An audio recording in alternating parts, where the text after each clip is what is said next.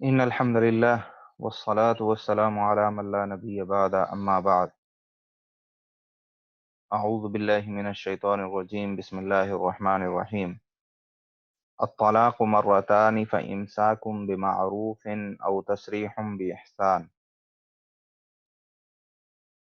اللہ سبحانہ و تعالی ارشاد فرماتے ہیں کہ طلاق دو دفعہ ہے، یعنی وہ طلاق کہ جس کے بعد عدت کے دوران جو شوہر ہے اس کو رجوع کا حق حاصل ہوتا ہے، وہ دو دفعہ ہے۔ جب کوئی تیسری دفعہ طلاق دیتا ہے تو پھر عدت کے دوران اس کو رجوع کا حق نہیں رہتا۔ عدت جیسا کہ پچھلے ہفتے جو ہم نے ترجمہ پڑھا اس میں عدت کا تذکرہ تھا کہ جیسے وہ عورتیں جو حیض والی ہیں ان کی مدت اللہ سبحانہ و تعالیٰ نے 3 حیض بیان فرمائی۔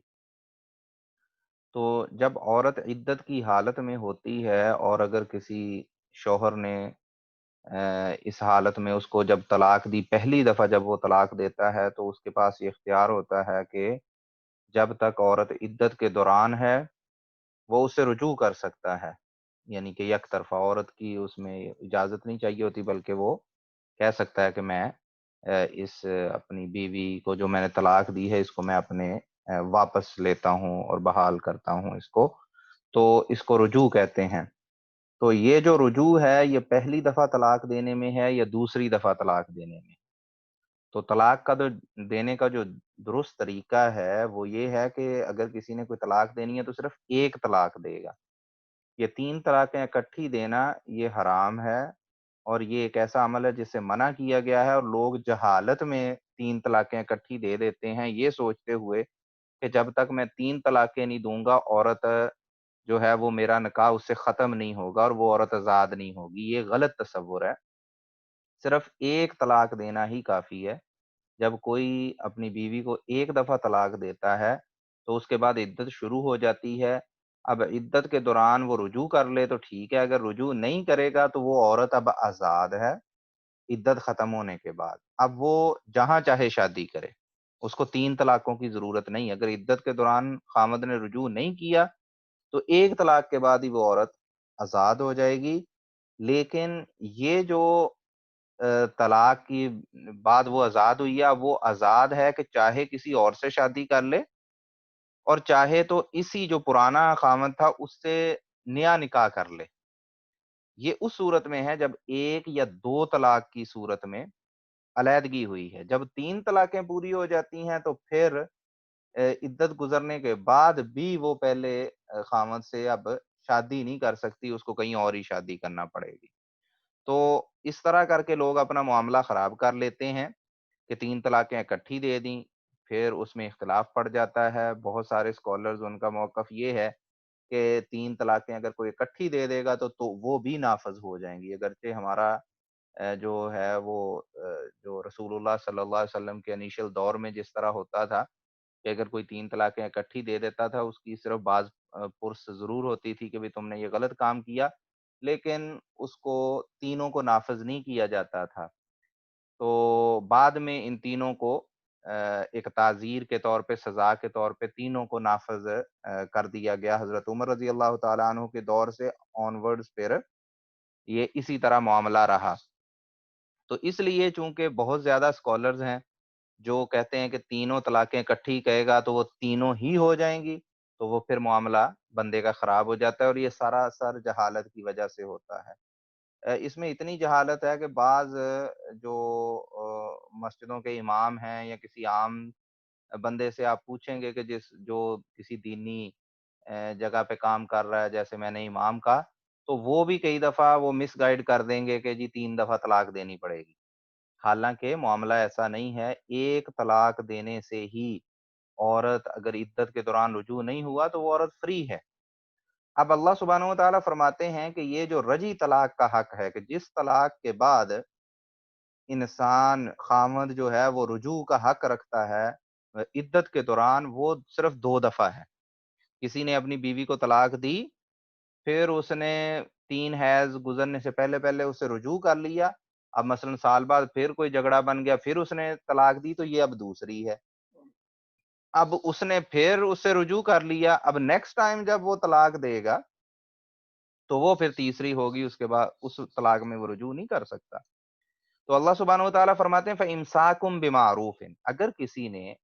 اپنا طلاق کا حق جو 2 دفعہ کا ہے وہ استعمال کر لیا، تو اب اس کے پاس آپشن کیا ہے کہ یا تو اس بیوی کو اچھے طریقے سے رکھے، او تسریحم بإحسان، یا احسان اور نیکی والا اچھا جو طریقہ ہے اس کو اپناتے ہوئے اس کو چھوڑ دے۔ دور جاہلیت میں کیا ہوتا تھا کہ طلاق جو رجی طلاق ہے اس کی کوئی تعداد متعین نہیں تھی۔ تو جب اگر کوئی کسی کو تنگ کرنا چاہتا کسی عورت کو کوئی مرد، تو وہ کیا کرتا کہ وہ اس کو طلاق دے دیتا، اور پھر کہہ لیں کہ مہینے 2 مہینے بعد کہہ دیتا کہ ٹھیک ہے میں نے رجوع کر لیا، رجوع کر کے پھر طلاق دے دیتا، پھر رجوع کر لیتا، پھر طلاق دے دیتا۔ اب تعداد کوئی متعین نہیں تھی، تو اس طرح وہ اس عورت کو وہاں لٹکا دیتا کہ نہ وہ اس کی عدت ختم ہو، کیونکہ عدت ختم ہونی ہے طلاق کے بعد شروع ہونی ہے، تو وہ رجوع کر کے نئی طلاق دے دیتا تھا، نئی عدت شروع ہو جاتی تھی، تو اس طرح وہ عورت کو تنگ کرتا تھا۔ تو اس سے اللہ سبحانہ وتعالیٰ نے منع کر دیا کہ یہ اب ان لمیٹڈ رجوع کا اختیار نہیں ہے، بلکہ صرف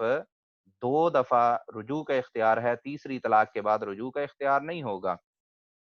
تو اللہ سبحانہ وتعالیٰ فرماتے ہیں کہ یہ جو چانس ہے یہ 2 دفعہ ہے رجوع کا، پہلی دفعہ طلاق دی ہے، دوسری دفعہ دی ہے، تیسری دفعہ دے گا تو پھر اس کو کوئی رجوع کا اختیار نہیں رہے گا۔ وَلَا يَحِلُّ لَكُمْ أَن تَأْخُذُوا مِمَّا آتَيْتُمُوهُنَّ شَيْئًا إِلَّا أَن يَخَافَا أَلَّا يُقِيمَا حُدُودَ اللَّهِ۔ اللہ سبحانہ وتعالیٰ فرماتے ہیں کہ تمہارے لیے یعنی مردوں کے لیے یہ جائز اور حلال نہیں ہے کہ تم ان عورتوں سے کوئی چیز واپس لو جو تم نے ان کو دی تھی، یعنی مہر میں مثال کے طور پہ جو تم نے ان کو رقم دی ہے توفتاً، اس کو واپس نہیں لے سکتے، الا الا ان یخافا اللہ یقیما حدود اللہ، الا یہ کہ وہ دونوں یعنی میاں اور بیوی دونوں یہ سمجھیں اور اس بات کا انہیں خوف ہو کہ وہ اللہ کی حدود کو قائم نہیں رکھ سکتے، یعنی کہ مرد و عورت کے جو آپس میں حقوق ہیں، جو فرائض ہیں، وہ سمجھتے ہیں کہ ہمارا جھگڑا اتنا بن چکا ہے کہ ہم ایک دوسرے کے حقوق و فرائض ادا نہیں کر سکتے، تو پھر وہ کوئی اس طرح کی چیز کر سکتے ہیں کہ جس میں کوئی مہر کا حصہ واپس ہو جائے۔ یہ اس صورت میں ہوگا جب عورت سمجھے کہ میں نے اس خامد سے طلاق لینی ہے اور خامد طلاق دینے کے لیے رضامند نہ ہو،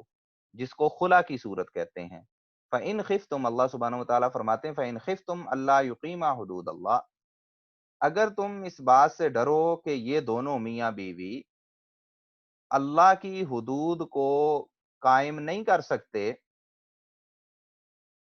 فلا جناح علیہما فی مفتدت بھی، تو اس میں ان دونوں پہ کوئی گناہ نہیں ہے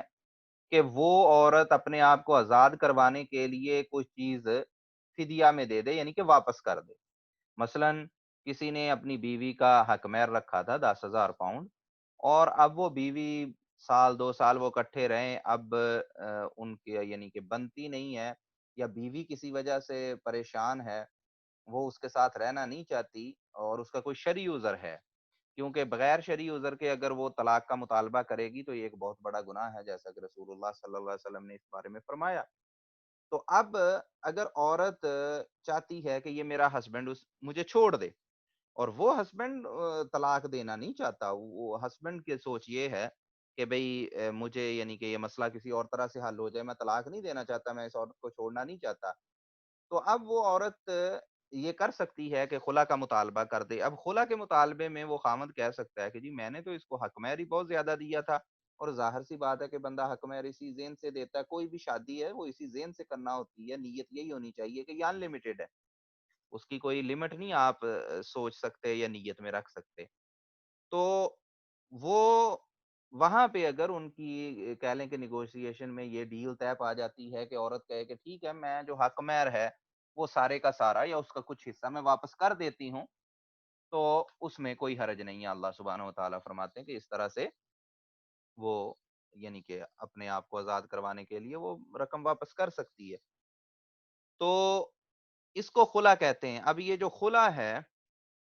یہ دو طریقے سے ہوگا، ایک تو یہ کہ عورت خامد سے طلاق کا مطالبہ کرے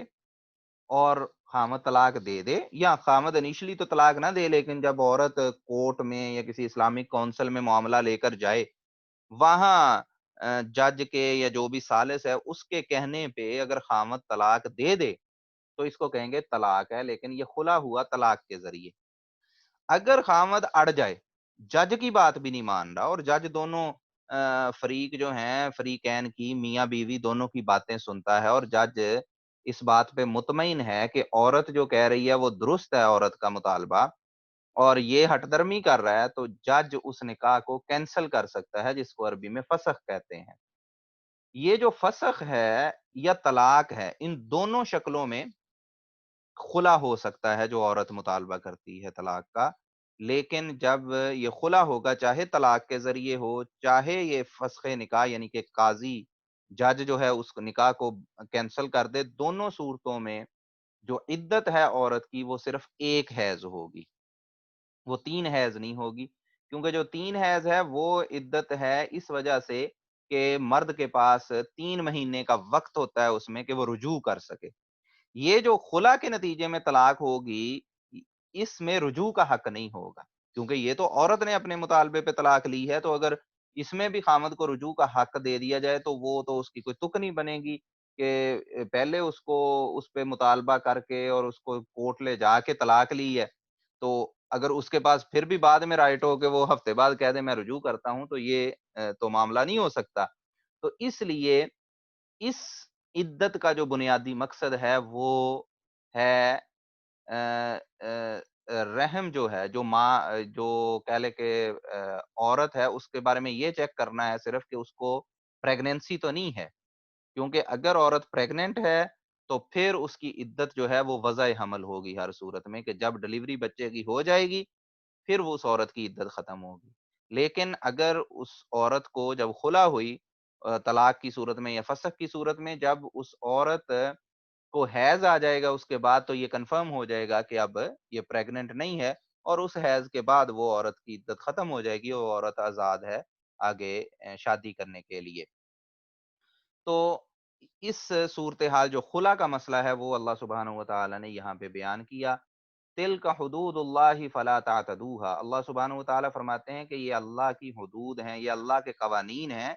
فلا تعتدوها، ان میں زیادتی نہ کرو، ان قوانین کو نہ توڑو، ومن یتعد حدود اللہ، جو اللہ کی حدوں کو توڑتا ہے، فاولئک هم الظالمون، ایسے لوگ ظالم ہیں اور ظلم کرنے والے ہیں۔ فَإِن طَلَّقَهَا، اللہ سبحانہ و تعالیٰ نے پچھلی آیت میں تذکرہ کیا تھا طلاق کا 2 دفعہ، کہ رجی طلاق 2 دفعہ ہے۔ فَإِن طَلَّقَهَا، اگر اس کے بعد وہ اسے طلاق دے دیتا ہے، یعنی تیسری طلاق اگر دیتا ہے، فَلَا تَحِلُّ لَهُ مِن بَعْدُ، تو اب وہ عورت اس کے لیے کبھی بھی حلال نہیں ہو سکتی، حَتَّى تَنْكِحَ زَوْجًا غَيْرَهُ، یہاں تک کہ کوئی اور شخص اس عورت سے نکاح کرے، اس عورت سے نکاح کرے، اس عورت کے ساتھ رخصتی اس کی ہو، اس کے ساتھ وہ تعلقات قائم کرے۔ فَإِن طَلَّقَهَا، اس کے بعد اگر فیوچر میں بغیر کسی پلاننگ کے اگر ایسا معاملہ ہو جائے کہ وہ ہسبینڈ بھی اسے طلاق دے دے، یا ایک اور شکل ہو سکتی ہے کہ وہ شخص فوت ہو جائے دوسرا ہسبینڈ، فَلَا جُنَاحَ عَلَيْهِمَا، تو پھر ان دونوں پہ، جو پہلا خامد تھا اور یہ جو بیوی ہے، ان دونوں پہ کوئی گناہ نہیں ہے، ان یتراجعا، اگر یہ دونوں دوبارہ اکٹھے ہو جائیں، یعنی کہ دوبارہ سے نکاح کر لیں، ان ظنا ان یقیما حدود اللہ، اگر ان کو یہ یقین ہے، اگر ان کا خیال یہ ہے کہ یہ اب اللہ کی حدود کو قائم کر سکتے ہیں اور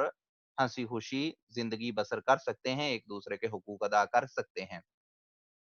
وَتِلْكَ حُدُودُ اللَّهِ يُبَيِّنُهَا لِقَوْمٍ يَعْلَمُونَ، اور یہ اللہ کی حدود ہیں، اللہ سبحانہ و تعالیٰ ان کو بیان کرتا ہے اس قوم کے لیے جو کہ علم رکھنے والی ہے۔ یہاں اس آیت میں جو اللہ سبحانہ و تعالیٰ نے جو یہ بتلایا کہ تیسری طلاق ہونے کے بعد جب عورت کی عدت ختم ہوتی ہے، تو اب وہ عورت کہیں اور تو نکاح کر سکتی ہے، لیکن تجدید نکاح سے پہلے خامد کے نکاح میں نہیں آ سکتی، اور اس کی اللہ سبحانہ و تعالیٰ نے ایک شکل بیان کی کہ ایسا صرف اس صورت میں ممکن ہے کہ اگر وہ کہیں اور شادی کر لے اور اس شادی کے بعد اگر وہاں سے وہ چھوٹتی ہے تو پھر دوبارہ پہلے خامد سے اگر چاہے تو وہ دوبارہ نکاح کر سکتے ہیں۔ اس کے لیے اگر کوئی بندہ پلاننگ کرے کہ کسی شخص سے بات کرے کہ جی اچھا تم شادی کر لو اس عورت سے اور بعد میں تم اس کو ایک دن بعد یا چند دن بعد یا کچھ دیر بعد چھوڑ دینا تاکہ یہ میرے لیے حلال ہو جائے، اس کے پہلے خامد کے لیے حلال ہو جائے، اس کو نکاح حلالہ کہتے ہیں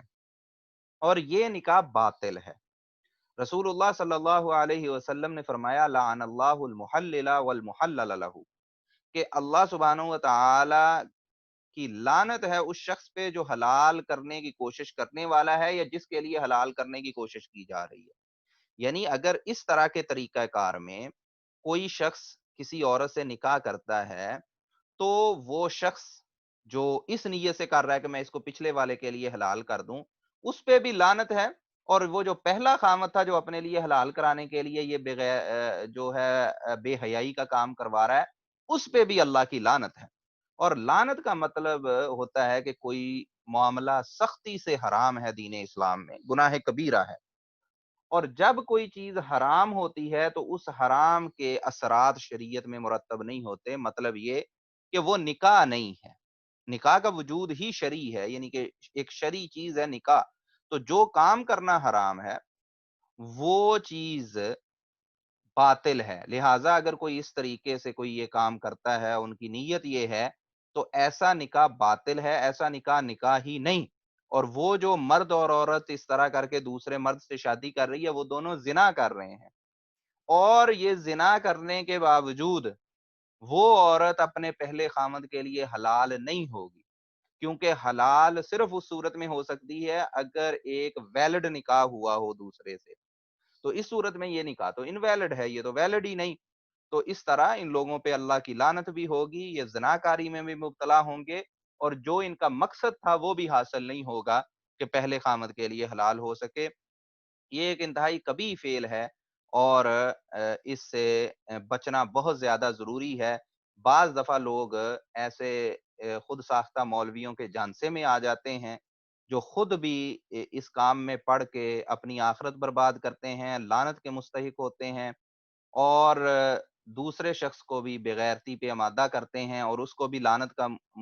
موجب بناتے ہیں، اور وہ شخص اگر یہ سمجھے کہ یہ بیوی میرے پاس واپس آ گئی ہے تو وہ بھی پھر یعنی کہ ناجائز اور حرام کام میں مبتلا ہوتے ہیں، کیونکہ ان کا آپس میں نکاح کرنا جو ہے وہ حلال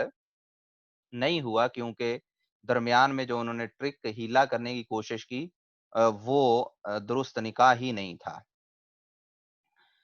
مزید اللہ سبحانہ و تعالیٰ ارشاد فرماتے ہیں وَإِذَا طَلَّقْتُمُ النِّسَاءَ فَبَلَغْنَ أَجَلَهُنَّ، جب تم عورتوں کو طلاق دو۔ اب اللہ سبحانہ و تعالیٰ نے یہاں پہ دوبارہ جو طلاق رجعی ہے اس کا بیان کیا کہ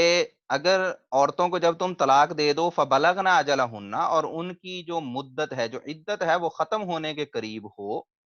فَأَمْسِكُوهُنَّ بِمَعْرُوفٍ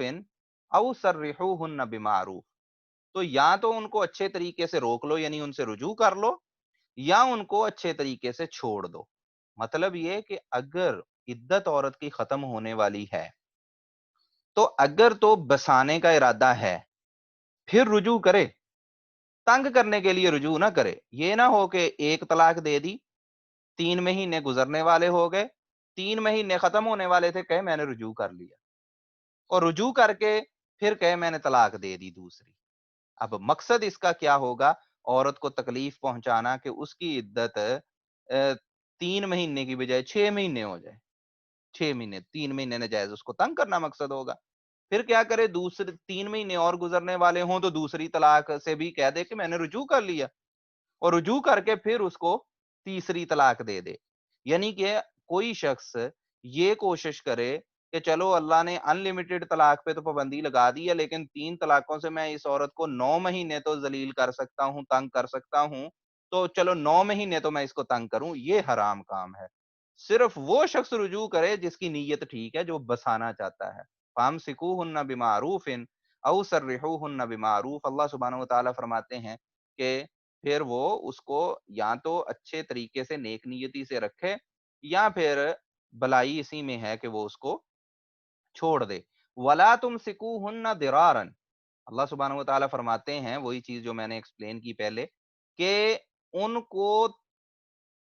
तंग करने के लिए, तकलीफ पहुँचाने की नीयत से ना रोको, लितातदू, ताकि तुम उन पे ज़ुल्म ज़्यादती कर सको, कि उस औरत की इद्दत 3 महीने की बजाय 3 हैज़ की बजाय 9 हैज़ तक पहुँचा दो, ये बदनीयती नहीं होनी चाहिए। इसके लिए ना रोको। वमन यफ़अल ज़ालिका, अल्लाह सुब्हानहू व तआला फरमाते हैं, जो शख्स ये करेगा, फ़क़द ज़लम नफ़्सहू, उसने अपने आप पे ज़ुल्म किया। वला तत्तखिज़ू आयातिल्लाहि हुज़ुआ, अल्लाह सुब्हानहू व तआला फरमाते हैं कि अल्लाह की आयात और अल्लाह के जो अहकाम हैं, इनको मज़ाक ना बनाओ। इनको मज़ाक ना बनाओ, इन्हें मज़ाक ना समझो, ये हमेशा सीरियस मामला है। लिहाज़ा कोई शख्स हँसी-मज़ाक में इस तरह के काम ना करे, अच्छा जी मैं निकाह करता हूँ, मैं तलाक देता हूँ और बाद में कहे, ओह! मैं तो मज़ाक कर रहा था। इसमें मज़ाक नहीं चलेगा। इसीलिए रसूलुल्लाह सल्लल्लाहु अलैहि वसल्लम ने फरमाया कि 3 काम ऐसे हैं कि उनमें अगर बंदा सीरियस बात कर रहा हो, तो वो तो सीरियस है ही। लेकिन अगर मज़ाक भी कर रहा हो, वो भी सीरियस ही लिया जाएगा। तो अगर कोई शख्स मज़ाक-मज़ाक में ही अपनी बीवी को कह दे कि जा तुझे तलाक दी, तो वो तलाक सीरियस ही कंसीडर होगी। तो इसलिए अल्लाह सुब्हानहू व तआला फरमाते हैं कि ये शरीयत के अहकाम हैं और ये संजीदा मामलात हैं, इनका कोई मज़ाक ना उड़ाए। वज़्कुरू निअमतल्लाहि अलैकुम, अल्लाह सुब्हानहू व तआला फरमाते हैं कि अल्लाह की नेमत को तुम याद करो। वमा अनज़ला अलैकुम मिनल किताबि वल हिकमा, और अल्लाह ने जो तुम पे किताब, कुरान जो है, और हिकमत, दानाई का जो इल्म है, वो अल्लाह ने तुम्हारी तरफ जो नाज़िल किया, तुम्हारी तरफ जो भेजा है, ये अल्लाह की एक नेमत है, इसको याद करो। याइज़ुकुम बिही, अल्लाह सुब्हानहू व तआला इसके ज़रिए तुम्हें नसीहत करते हैं। वत्तकुल्लाह, अल्लाह से डरो। वअलमू अन्नल्लाह बिकुल्लि शैइन अलीम, और ये जान लो कि अल्लाह हर चीज़ को जानने वाला है। लिहाज़ा अगर कोई जितने खुफिया मंसूबे बनाएगा, किसी को ना बताए, दिल में ही सोच ले मैंने इस औरत को तंग करना है। किसी को ना बताए, सिर्फ़ आपस में ही खुफिया डील कर ले निकाह हलाला की। अल्लाह जानने वाला है, अल्लाह सब कुछ जानता है, अल्लाह दिलों के हाल जानता है, इसलिए कोई हीला-साज़ी, कोई दो नंबरी, कोई धोखाधही जो है ना खुफिया तरीके से करने की कोई कोशिश ना करे, क्योंकि अल्लाह सुब्हानहू व तआला से किसी चीज़ को छुपाया नहीं जा सकता। वइज़ा तल्लक़्तुमुन निसा, मैंने बतलाया था पिछले रुकू के शुरू में कि अगर तलाक एक दफ़ा हुई हो या दूसरी दफ़ा हुई हो, तो उसमें एक तो होता है रुजू का हक, कि इद्दत के दौरान ख़ावंद रुजू कर सकता है। अगर इद्दत के दौरान ख़ावंद रुजू ना करे, एक तलाक दी, इद्दत गुज़र गई, अब वो रुजू नहीं कर सकता और औरत अब आज़ाद है, तो ये वाली जो आज़ाद औरत है, ये अगर चाहे तो इस ख़ावंद से दोबारा शादी कर सकती है। जो पाबंदी है कि अब शादी नहीं कर सकती, वो 3 तलाकों के बाद है। अगर 1 तलाक के नतीजे में औरत आज़ाद हुई है, तो फिर वो, या 2 तलाकों के नतीजे में आज़ाद हुई है, तो वो औरत अगर चाहे तो पहले ख़ावंद से शादी कर सकती है। उस पे वो वाली सख्त पाबंदी नहीं है। तो अल्लाह सुब्हानहू व तआला फरमाते हैं, वइज़ा तल्लक़्तुमुन निसा, जब तुम औरतों को तलाक दो, फ़बलगना अजलहुन्ना, और उनकी इद्दत पूरी हो जाए। फ़ला तअदुलूहुन्ना अन यनकिहना अज़वाजहुन्ना, तो फिर उन्हें, और अब वो चाहती हैं कि मैं पहले ख़ावंद से ही तजदीद निकाह कर लूँ, नया निकाह कर लूँ, तो उनको इस चीज़ से रोको ना। इज़ा तरादऊ बैनहुम बिल मारूफ, जब वो, यानी कि जो पिछला शौहर है और ये जो बीवी थी, अगर ये दोनों आपस में दोबारा रजामंदी कर लें अच्छे तरीके से, और इनका ये ख्याल हो कि हम अब निबाह कर सकते हैं, तो फिर इनको जो वली है औरत का, वो रोके ना। मामला ऐसा हुआ कि एक जो है सहाबी हैं, उनकी बहन को हो गई तलाक। तो तलाक के बाद इद्दत भी गुज़र गई, उसके ख़ावंद ने रुजू ना किया। अब रुजू नहीं किया, इद्दत ख़त्म हो गई, तो इद्दत के बाद दोबारा अब वो जो मियाँ-बीवी थे, उन्होंने सोचा कि हम अब दोबारा तजदीद निकाह कर लें, उनकी सुलह हो गई। तो ये जो बाई था लड़की का, ये वली था। अब वली ने कहा कि भी मैं तो नहीं इस जगह पे अब दोबारा तुम्हारा निकाह करता। तो उस पे ये आयत नाज़िल हुई कि अगर औरत शादी करना चाहती है वापस अपने पहले शौहर से, तो औलिया जो हैं वो उसको इस तरह नाजायज़ तरीके से उसे रोकें ना। تو عورت جو ہے، عورت جو ہے وہ خود اپنا نکاح نہیں کر سکتی۔ قرآن پاک کی آیات بھی ہیں، جہاں بھی آتا ہے اللہ سبحانہ و تعالیٰ نے، جیسے ہم نے پیچھے ایک آیت پڑھی تھی جہاں مشرکوں سے شادی کرنے سے منع کیا تھا، تو وہاں اللہ سبحانہ و تعالیٰ نے کہا کہ اپنی عورتوں کو مشرکوں کے نکاح میں نہ دو۔ یہاں بھی اللہ سبحانہ و تعالیٰ نے یہ نہیں فرمایا کہ جو ولی ہے اس کا تو بیچ میں کردار ہی کوئی نہیں، وہ تو پارٹی نہیں، بلکہ اسے کہا کہ بھئی روکو نہ، زیادتی نہ کرو، ٹھیک ہے؟ اس کو حکم دیا کہ کراؤ نکاح۔ تو یہ جو ولی ہے، ولی نکاح میں لازمی ہے۔ رسول اللہ صلی اللہ علیہ وسلم نے فرمایا لا نکاح الا بولی، ولی کے بغیر نکاح نہیں ہوتا۔ اور دوسری حدیث میں رسول اللہ صلی اللہ علیہ وسلم نے فرمایا کہ ایما امرأۃ نکحت نفسها بغیر اذن ولیہا فنکاحها باطل باطل باطل، کہ جو عورت اپنا نکاح خود کرتی ہے ولی کی اجازت کے بغیر، اس کا نکاح باطل ہے، باطل ہے، باطل ہے، ٹھیک ہے؟ اور یہ جو ولی ہے یہ کنواری اور جو کہہ لیں کہ طلاق یافتہ ہے یا بیوہ ہے، ہر کسی کے لیے اس کی یہ ضروری ہے۔ فرق صرف یہ ہے کہ جو کنواری ہے اس کی اجازت پوچھی جاتی ہے، کیونکہ جو لڑکی ابھی کنواری ہے اس کی پہلے شادی نہیں ہوئی، وہ زیادہ شائع ہوتی ہے، زیادہ شرم و حیا اس کا وہ ہوتا ہے کہ ابھی وہ بچی ہے، چھوٹی ہے۔ تو اس کے بارے میں یہ ہے کہ جو اس کے اولیاء ہیں، مثلا اس کا جو والد ہے وہ اس کے لیے رشتہ ایک اچھا دیکھ لیتا ہے، اور وہ اپنی بیٹی سے پوچھ لیتا ہے کہ بھئی تم راضی ہو یہاں پہ شادی کرنے کے لیے؟ تو اس کے بارے میں اگر وہ ہاں یا نہ کر دے گی، اور اگر وہ خاموشی اختیار کرے تو اس کو بھی ہاں یعنی کہ تسلیم کیا جائے گا، کہ اگر وہ شرم کی وجہ سے یعنی کہ ہاں نہیں کہتی تو اس کو بھی اس کی یعنی کہ کہہ لیں کہ رضامندی شمار کیا جائے گا۔ لیکن جو عورت یعنی کہ پہلے شادی شدہ رہی ہے، اب وہ طلاق یافتہ ہے یا بیوہ ہے،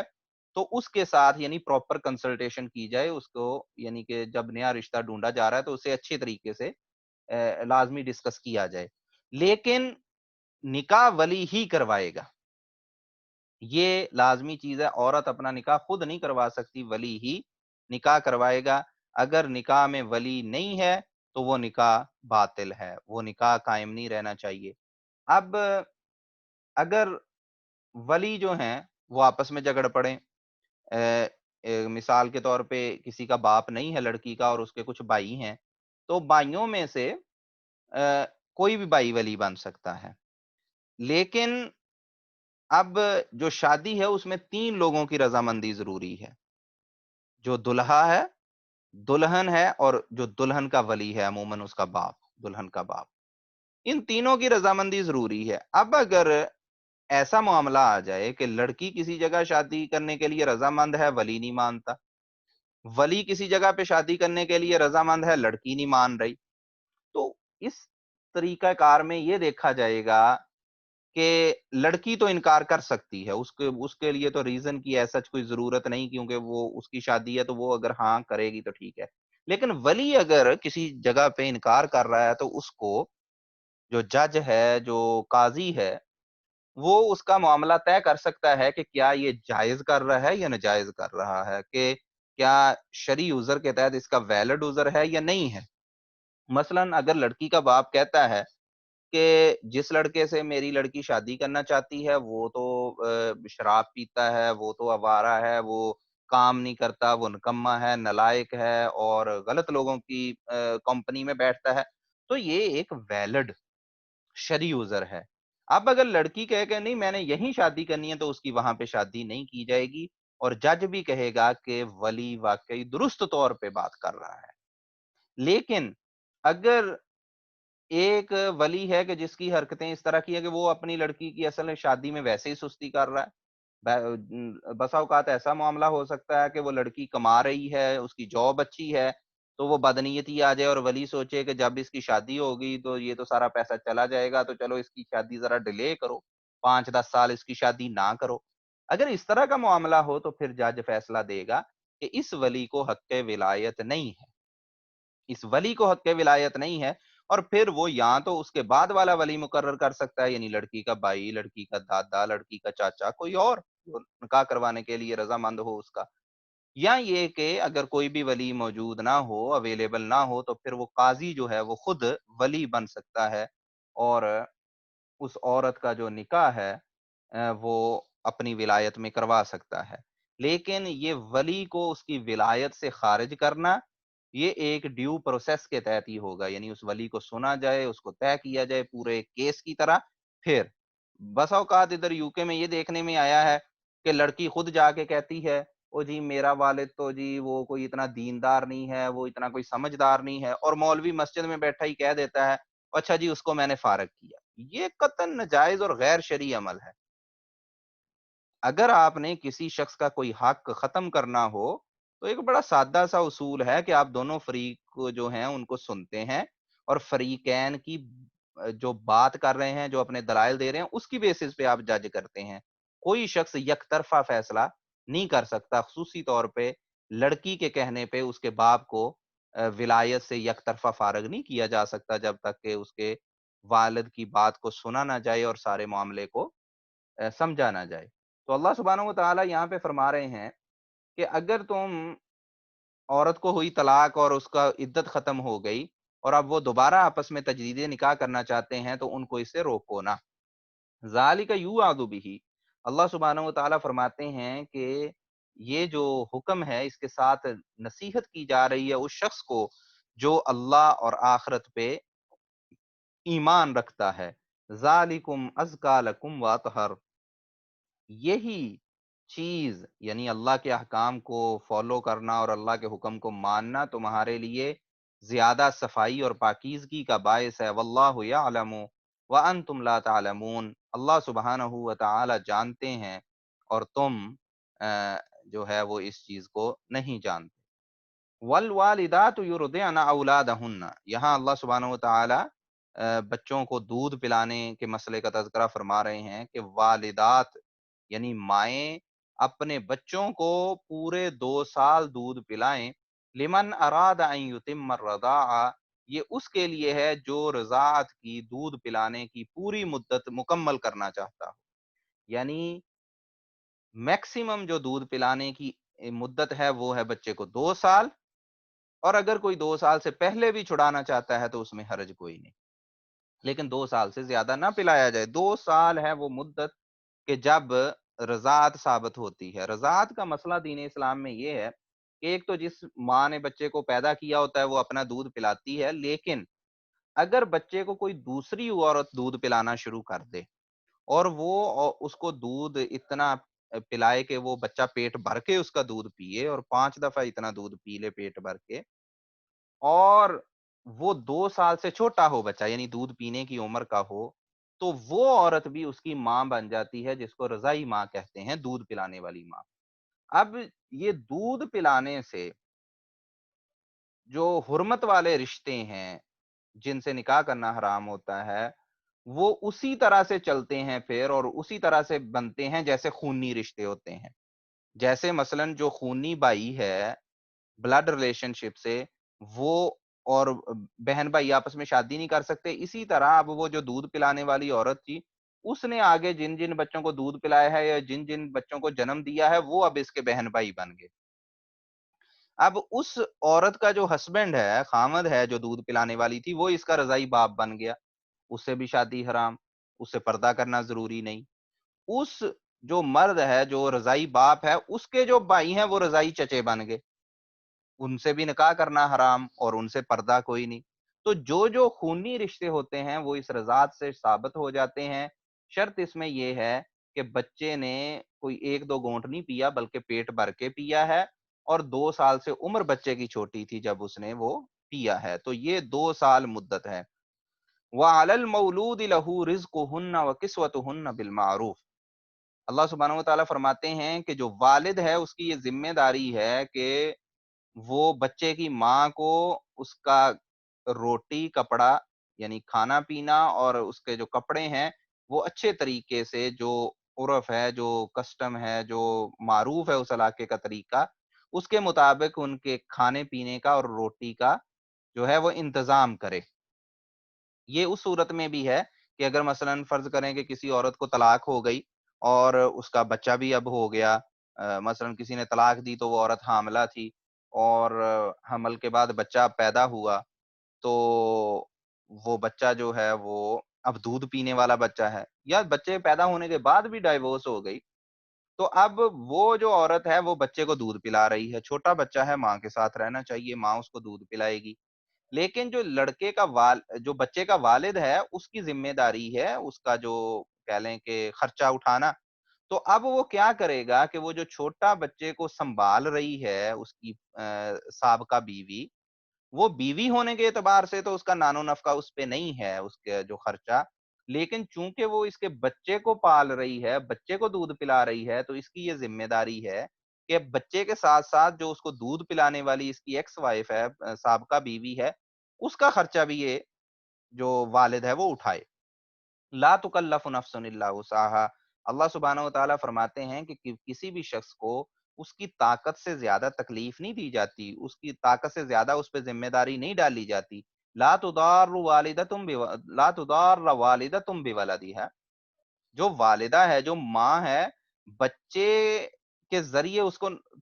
تکلیف نہ دی جائے، تنگ نہ کیا جائے۔ مثلاً خامد کہے کہ جی اچھا چھوٹا بچہ ہے، ماں نے پالنا تو ہے ہی، دودھ تو یہ پلائے گی، اس کی ممتا ہے،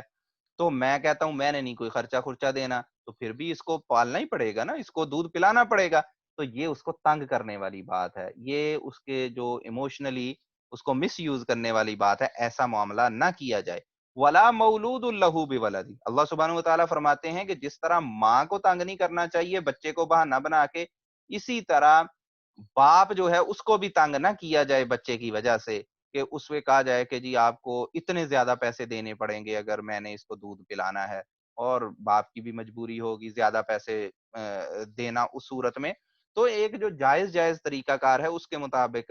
کام کیا جائے۔ وَعَلَى الْوَارِثِ مِثْلُ ذَلِكَ۔ اللہ سبحانہ وتعالیٰ فرماتے ہیں کہ اگر مثلا بچے کا والد فوت ہو جائے تو جو اس کے ورثاء ہیں، مثلا جو شخص فوت ہوا اس کے مثلا بھائی ہیں، ان کے پہ بھی اسی طرح کی ذمہ داری ہے۔ تو اب فار ایگزامپل اگر ایک بچہ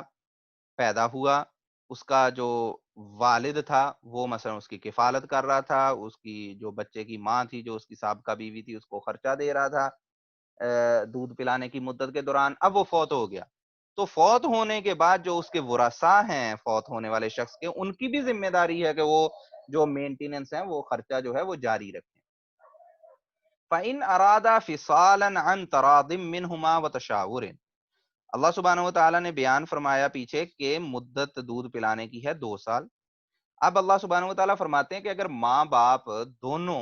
یہ ارادہ کریں کہ انہوں نے دودھ چھڑوانا ہے، 2 سال ختم ہونے سے پہلے ہی دودھ چھڑوانا ہے بچے کا، ان تراد منہما و تشاور، اگر وہ دونوں باہمی رضامندی سے اور باہمی مشورے سے ایسا کر لیں، فلا جناح علیہما، تو پھر ان دونوں پہ کوئی گناہ نہیں ہے۔ اس کا مطلب کیا ہے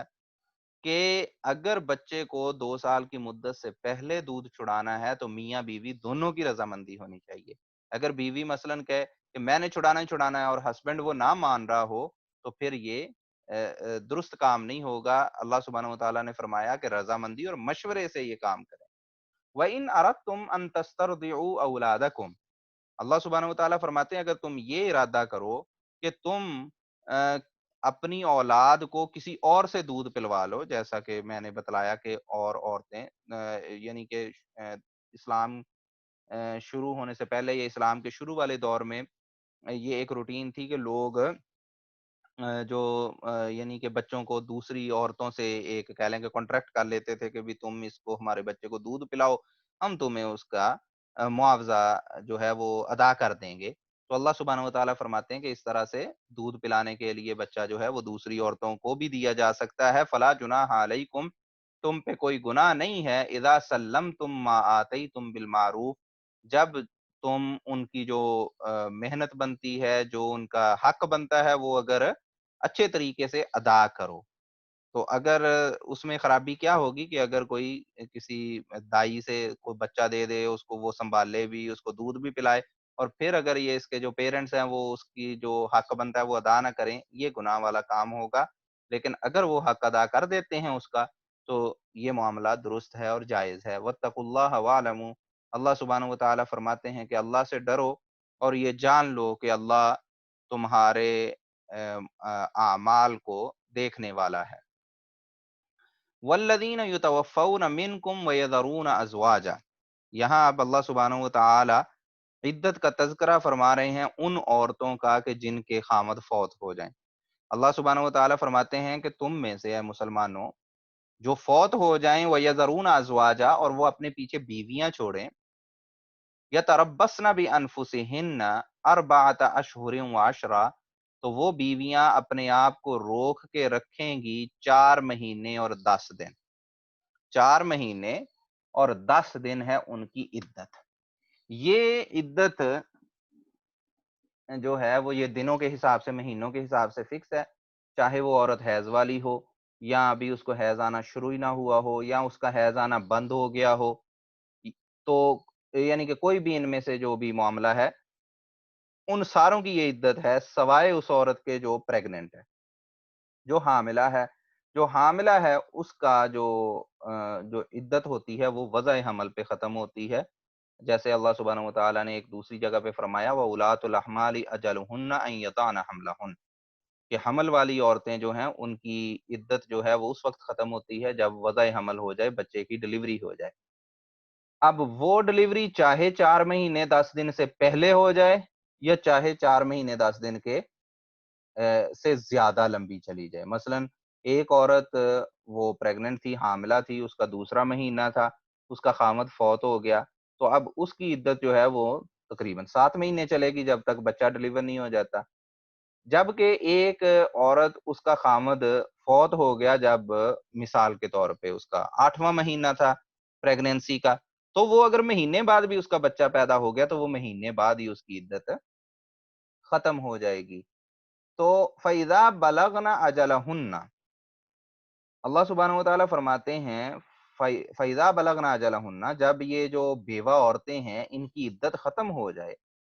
فلا جناح علیکم، تو تم پہ کوئی گناہ نہیں ہے، فیما فعلن فی انفسہن بالمعروف، کہ اپنے معاملے میں وہ جو بھی کام کریں اچھے طریقے سے۔ یعنی یہاں پہ اللہ سبحانہ و تعالیٰ یہ بیان فرما رہے ہیں کہ بیوہ کی جب عدت ختم ہو جائے اور اب وہ آگے کہیں شادی کرنا چاہتی ہے تو اس کے جو اولیاء ہیں، جو ولی ہے عورت کا، وہ اس بیوہ عورت کی آگے شادی کروائے اور اس میں عار محسوس نہ کرے، نہ ولی، نہ وہ جو خامد فوت ہوا تھا اس کے ورثہ، یعنی کہ نہ تو اس عورت کے سسرالی رشتہ دار اس چیز میں کوئی حرج محسوس کریں اور نہ ہی عورت کے جو اپنے کہہ لیں کہ میکے والے ہیں، جو اس کے پیرنٹس ہیں، وہ بھی اس میں کوئی عار محسوس نہ کریں۔ تو یہ جو ایک ہندوانہ سوچ ہے ہمارے معاشرے میں سرایت کر گئی۔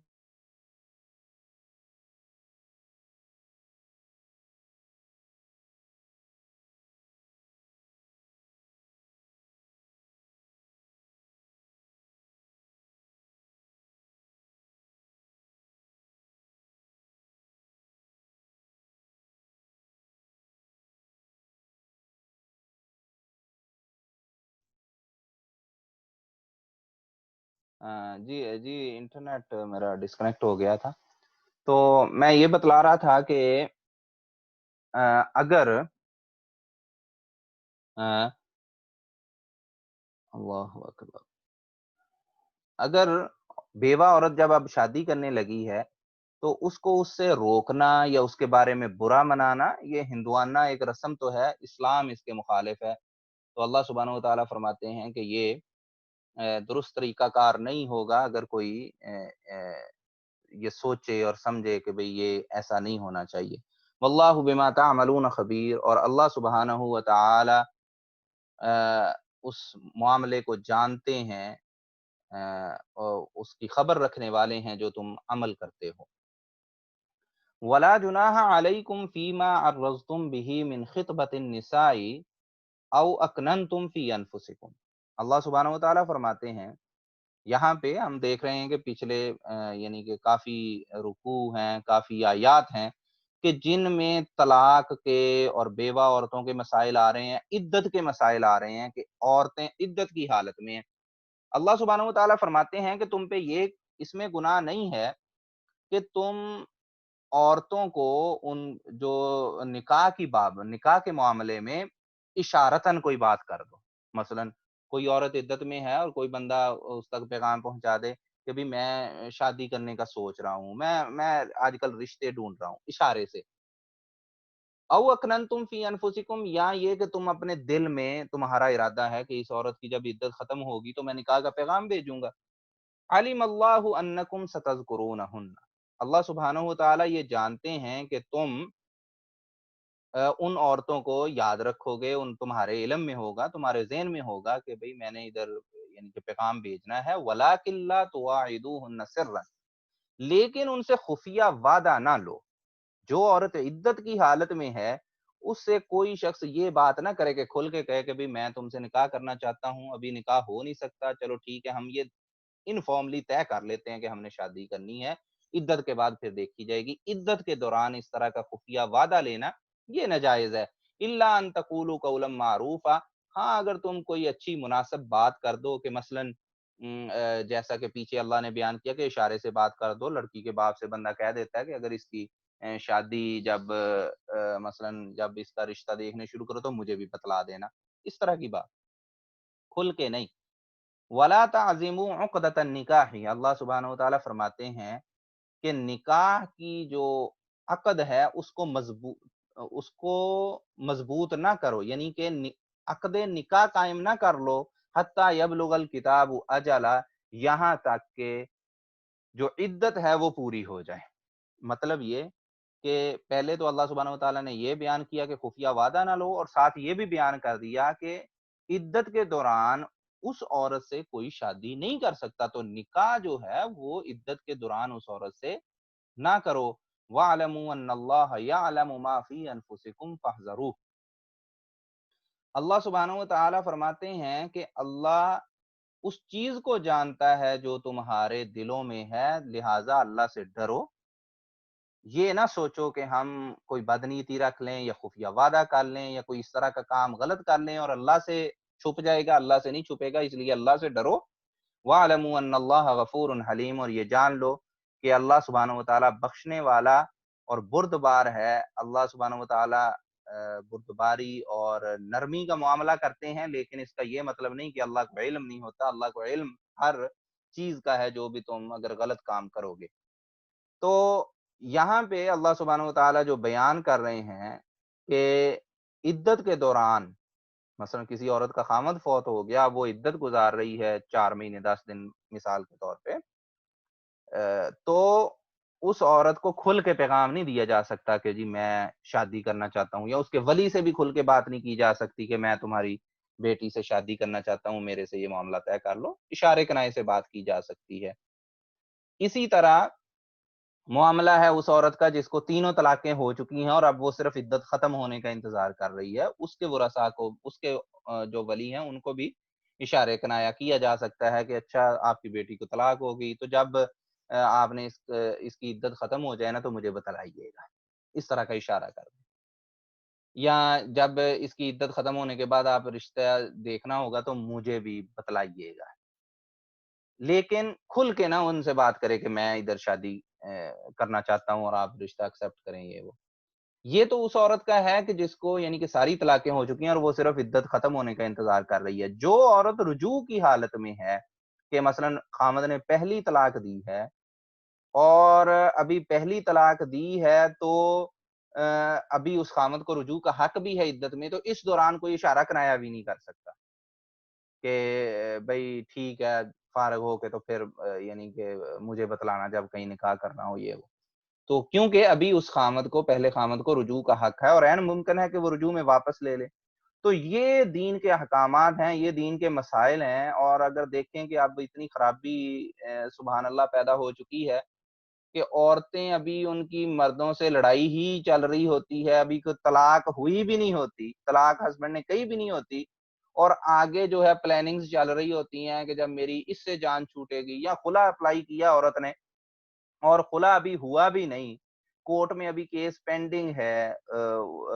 اس چیز کا، اور وہ عورت یا اس کے جاننے والے پہلے ہی آگے کہہ لیں کہ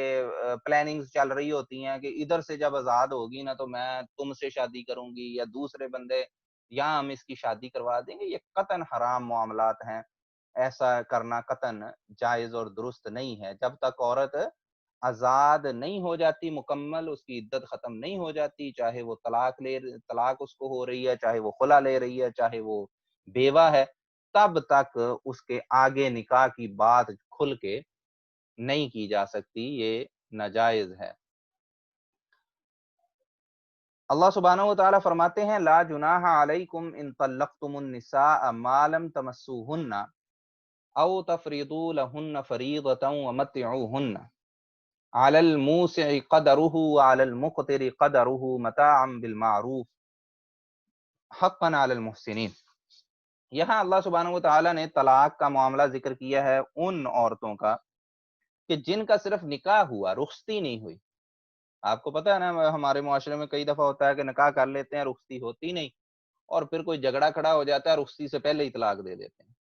اگر اس طریقے سے طلاق ہو جائے تو اس کا کیا حکم ہے اور اس کی عدت کیا ہے، اس کا کیا معاملہ ہے، اس کا مہر کتنا ہوگا؟ ان مسائل کا ان آیات میں تذکرہ آ رہا ہے۔ اللہ سبحانہ و تعالیٰ فرماتے ہیں کہ تم پہ گناہ نہیں اگر تم نے طلاق دی عورتوں کو معلوم تمسوہن، جن کو تم نے چھوا نہیں۔ یہ اشارہ ہے اس چیز کی طرف جن سے تمہاری رخصتی نہیں ہوئی، خلوت نہیں ہوئی، ان سے ہم بستری نہیں ہوئی۔ جو ہم بستری ہے اس کا جو ہے وہ حکم خلوت سے لگایا جاتا ہے کہ جب رخصتی ہو جاتی ہے اور وہ میاں بیوی ایک کمرے میں الگ ہو جاتے ہیں تو اس کو پھر مس اور ہم بستری ہی کنسیڈر کیا جائے گا۔ لیکن اس سے پہلے پہلے اگر کوئی اس طرح کر کے طلاق دے دیتا ہے، رخصتی نہیں ہوئی، خلوت نہیں ہوئی، او تفریضوا لہن فریضہ، اور انہوں نے حق مہر بھی مقرر نہیں کیا تھا۔ حق مہر نکاح کے وقت مقرر کرنا یہ شرط نہیں ہے، ضروری نہیں ہے۔ یعنی کہ ایک تو یہ ہوتا ہے عموماً ہم اسی طرح کرتے ہیں کہ جب نکاح ہوتا ہے اسی وقت طے کر لیتے ہیں حق مہر کتنا ہوگا، ابھی ادا کیا جائے گا، بعد میں کیا جائے گا، یہ معاملات نکاح کے وقت ہی طے کر لیے جاتے ہیں۔ لیکن اگر کسی نے ایسا نہیں طے کیا تو نکاح پھر بھی ویلڈ ہے، حق مہر بعد میں بھی طے کیا جا سکتا ہے۔ لیکن یہاں اللہ سبحانہ و تعالیٰ ایک سینیریو بیان کر رہے ہیں کہ ایک شخص اس نے ایک عورت سے شادی کی، رخصتی نہیں ہوئی، حق مہر بھی طے نہیں ہوا، اب وہ اس کو طلاق دے رہا ہے، اور حق مہر طے ہونے سے پہلے ہی اور رخصتی ہونے سے بھی پہلے۔ اگر ایسا معاملہ ہے تو اللہ سبحانہ و تعالیٰ فرماتے ہیں کہ ان کو اگر انہوں نے طلاق دے دیا اب اس کی عدت کوئی نہیں، کیونکہ عدت ہوتی ہے عورت کی جب وہ خامد کے ساتھ اس کی خلوت ہو جاتی ہے، ہم بستری ہو جاتی ہے، پھر اس کے بعد اس کو عدت ہوتی ہے، جیسا کہ پیچھے بیان ہوا کہ کس کس انداز سے مختلف عورتوں کی عدت ہوتی ہے، کتنی ہوتی ہے۔ لیکن ایسی عورت کہ جس کی رخصتی نہیں ہوئی، صرف نکاح ہوا پھر طلاق ہو گئی، وہ اس کو جب اس کا خامد طلاق دے گا ایک دفعہ ہی تو وہ عورت اب آزاد، وہ عورت اسی دن جیسے ہی اس کو طلاق ہوئی وہ آزاد، اس کی کوئی عدت نہیں۔ وَمَتِّعُوهُنَّ، اللہ سبحانہ و تعالیٰ فرماتے ہیں کہ اب اس کا حق مہر تو مقرر نہیں ہوا تھا تو اب اس کو کچھ فائدہ دے دو، یعنی کہ اس کو کچھ دے دو، کچھ ریزنیبل گفٹ۔ علی الموسع قدرہ، کتنا دیا جائے؟ اللہ سبحانہ و تعالیٰ کہتے ہیں درمیانہ سا کوئی اپنی اپنی استطاعت کے مطابق، علی الموسع قدرہ، جس کو اللہ نے وسعت دی ہے، جو امیر ہے وہ اپنی اوقات کے مطابق دے، اپنی قدر کے مطابق دے، وہ علی المقتر قدرہ، اور جو بندہ غریب ہے وہ اپنی حیثیت کے مطابق اس کو جو ہے وہ گفٹ دے دے۔ متاعا بالمعروف، یہ کسی کو بینیفٹ دینا ہے، فائدہ پہنچانا ہے اچھے طریقے سے، حقا علی المحسنین، اور یہ بات بھلائی کرنے والوں پہ لازم اور ضروری ہے۔ تو اللہ سبحانہ و تعالی یہاں پہ یہ بیان کر رہے ہیں کہ جب ایک قدرتی طور پہ جھگڑا کھڑا ہو گیا، میاں بیوی اکٹھے نہیں رہ سکتے، تو خامد کو یہ چاہیے، ایک تو یہ والا معاملہ اللہ سبحانہ و تعالیٰ نے ذکر کیا، ان جنرل بھی آگے آیت آئے گی کہ کسی بھی طرح کی طلاق کی صورت میں خامد کو چاہیے کہ عورت جب جا رہی ہے فائنلی تو اس کو کوئی تحفہ تحائف دے کے رخصت کرے، تاکہ ان کے جو خاندانوں کے درمیان ایک چپکلش ہے، جو جھگڑا ہے، جو کدورت ہے، نفرت ہے، وہ کم ہو اور وہ ختم ہو۔ تو جو طلاق کا معاملہ ہے وہ ایک ایسا نہیں بن جانا چاہیے کہ مسلمانوں کے درمیان نفرت اور کدورت کا مستقل ایک بیج پڑ جائے، بلکہ یہ میاں بیوی تھے، یہ آپس میں نبھا نہیں کر سکے، اس رشتے کو ختم کرنا اگر یہ مناسب سمجھتے ہیں تو اس لڑائی جھگڑے کو مزید آگے فیوچر میں نفرت میں نہ بدلا جائے، بلکہ اللہ سبحانہ و تعالیٰ نے فرمایا کہ اس کو، عورت کو کچھ تحفے تحائف دے کے، کچھ گفٹس دے کے پھر رخصت کرو۔ وَإِن طَلَّقْتُمُوهُنَّ، اگر تم عورتوں کو طلاق دو، من قبل ان تمسوہن، ان کو چھونے سے پہلے، یعنی رخصتی ہونے سے پہلے، وقد فرضتم لہن فریضہ، یہ دوسرا سینیریو ہے، عورت کا نکاح ہوا، رخصتی نہیں ہوئی، طلاق ہو گئی رخصتی سے پہلے، لیکن حق مہر طے کیا تھا، حق مہر نکاح کے وقت مثلا طے کر لیا تھا، وقد فرضتم لہن فریضہ، تم نے حق مہر ان کے لیے طے کر دیا تھا، فنصف ما فرضتم، ایسی صورت میں اس عورت کو 50% آدھا حق مہر ملے گا۔ نکاح ہوا ہے، رخصتی نہیں ہوئی، تو عدت اس عورت کی کوئی نہیں ہوگی، لیکن یہ 50% اس کو حق مہر دینا ضروری ہوگا، الا ان یعفون،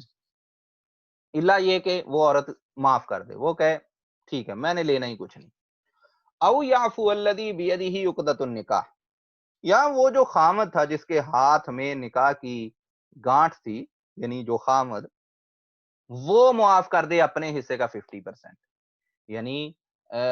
ایک مثال ایسے لے لیں گے، کسی نے کہا کہ جی ہم 2000 حق مہر دیں گے، اور انہوں نے وہ 2000 حق مہر کہا کہ ہم بعد میں دیں گے۔ اب جب وہ طلاق دے رہا ہے رخصتی سے پہلے، تو اس کی یہ ذمہ داری ہے کہ اس میں سے 50% 1000 پے کرے۔ اب وہ 1000 اس سے پہلے کہ پے کرے، وہ لڑکی کہتی ہے کہ میں نے 1000 بھی نہیں لینا، یہ ہے وہ معاملہ جو اللہ نے کہا کہ وہ عورت معاف کر دے۔ دوسرا معاملہ یہ ہو سکتا ہے کہ انہوں نے نکاح کیا، نکاح کے وقت ہی 2000 حق میں طے ہوا، وہ 2000 انہوں نے پے کر دیا موقع پہ۔ اب اب کیا ہے کہ اگر اس نے طلاق دے دی تو اب وہ لڑکی والوں کی یہ ذمہ داری بنتی ہے کہ اس میں سے 50% ریفنڈ کریں، واپس کریں 1000 پاؤنڈ۔ لیکن یہ جو خامد ہے جس نے طلاق دی ہے، یہ ایک بھلا سوچتے ہوئے یہ کہتا ہے مجھے واپس نہیں چاہیے، تو یہ بھی درست ہے، وہ چھوڑ سکتا ہے اس کو۔ وَأَن تَعْفُوا أَقْرَبُ لِلتَّقْوَىٰ، اللہ سبحانہ و تعالیٰ فرماتے ہیں کہ اگر تم اس کو معاف کر دو، چھوڑ دو اس کو، تو یہ تقوی کے زیادہ قریب ہے۔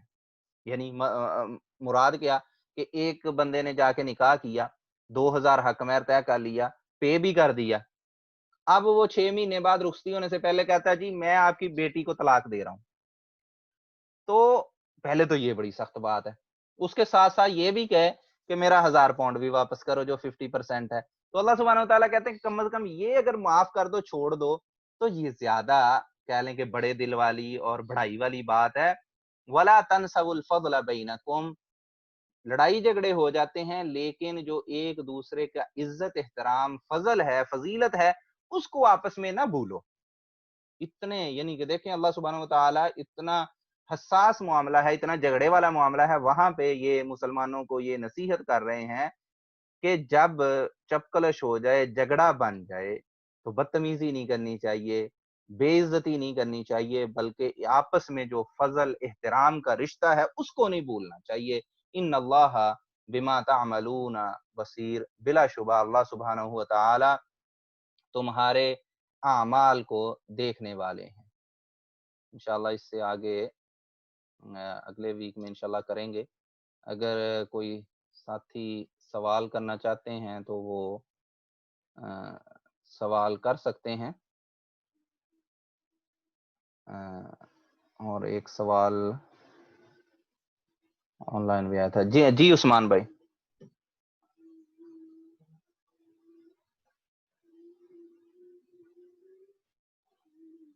جی عثمان بھائی اپنے آپ کو انمیوٹ کر لیں اور سوال کریں۔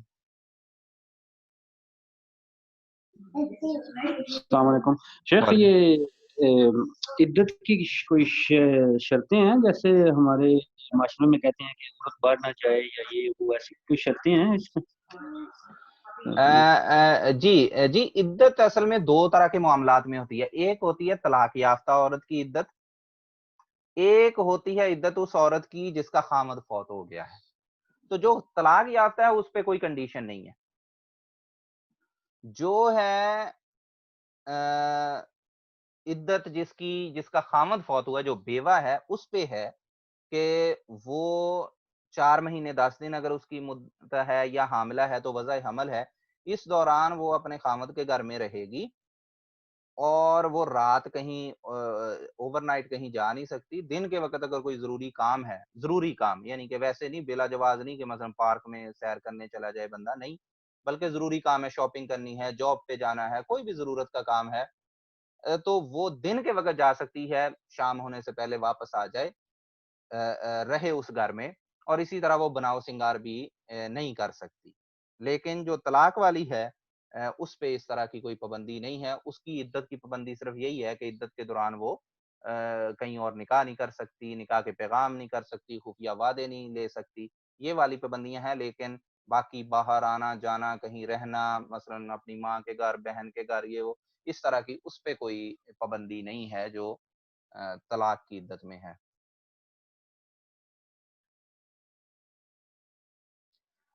جی، یہ ایک ایک سوال گروپ پہ آیا تھا کہ اس طرح کی ویڈیوز سرکولیٹ کر رہی ہیں آج کل سوشل میڈیا پہ کہ کہیں کوئی کسی جانور کی گردن مروڑ کے پتہ نہیں توڑ ہی دے رہا ہے، اور کہیں تکبیر کرتے وقت وہ گلا کاٹتے وقت اللہ اکبر بھی نہیں کہہ رہا، اور ہجوم جو ہے ارد گرد کھڑا وہ سارے اللہ اکبر کیے جا رہے ہیں۔ اس طرح کی بھی ویڈیوز دیکھنے میں آئی ہیں کہ کوئی جانوروں پہ فائرنگ کی جا رہی ہے۔ تو یہ سراسر جہالت اور غیر اسلامی طریقہ کار ہے۔ رسول اللہ صلی اللہ علیہ وسلم نے فرمایا کہ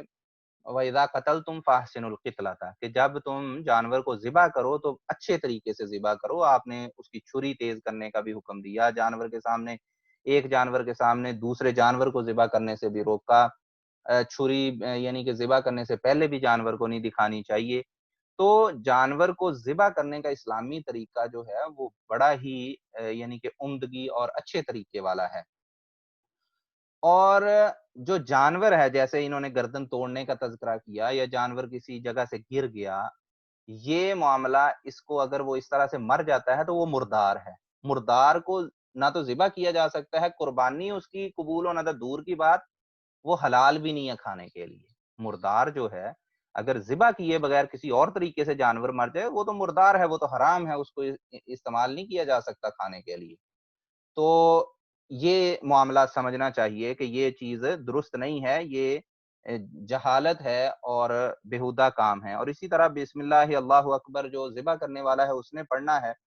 اور یہ جو انہوں نے کہا کہ 20-20 لاکھ کے بیل خریدنا اور قیمتیں بڑھا دینا، یہ سراسر ریاکاری اور شہرت حاصل کرنے کے چیپ طریقے ہیں۔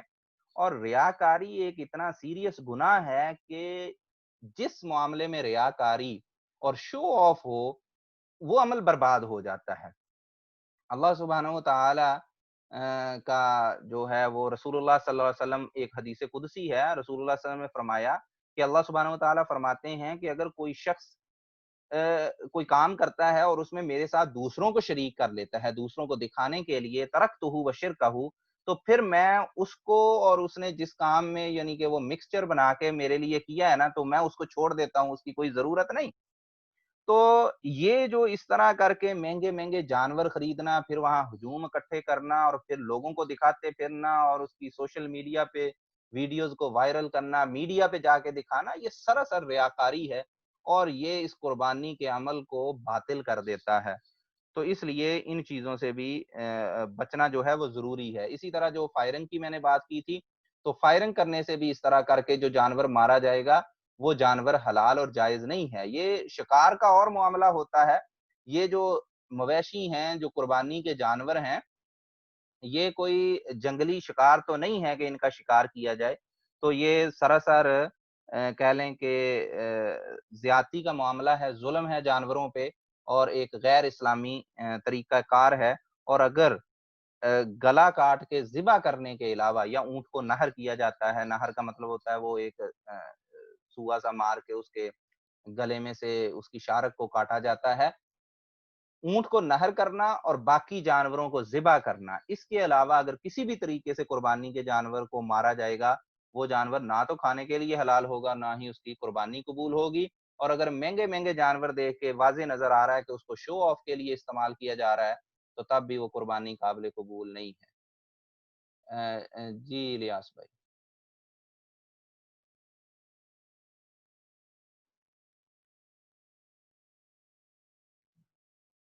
انمیوٹ کر لیں اپنے آپ کو۔